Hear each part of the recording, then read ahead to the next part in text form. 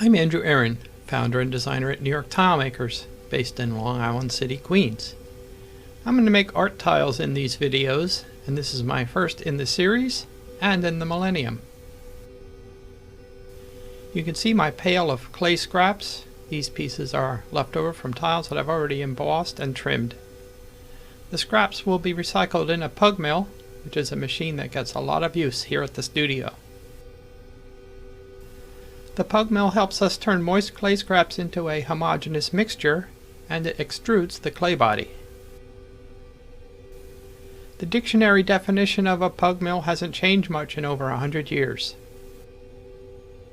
A pug mill consists of a shaft armed with projecting knives which revolve in a hollow cylinder where the clay is placed.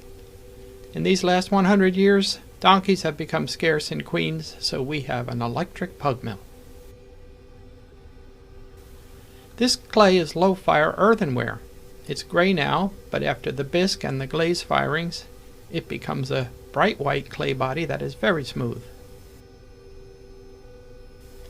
As you can see, it takes some time for a chunk of clay to travel all the way through the device. There might be time for me to sing a little song or perhaps read you all a story. Some pug mills are fitted with a vacuum system. The claim is made that the vacuum ensures that the extruded clay bodies have no entrapped air. Doesn't always work out that way, however. We visually check the clay for any blisters or bubbles. And since clay is an organic material, we also inspect for twigs, pebbles, and gold nuggets. Some potters and tile makers wedge the clay by hand, which really means by hands, wrists, arms, and shoulders.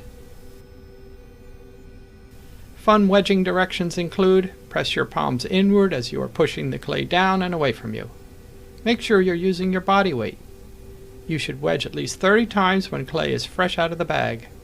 And if it's recycled clay, you will need to wedge it at least 100 times. Running the clay through the pug mill takes the place of all that wedging. It's necessary to pre-process the clay to get it to a relatively consistent state before being milled. Not too wet and not too dry. The scraps I'm working with today are a bit dry, so this workout counts as half a trip to the gym.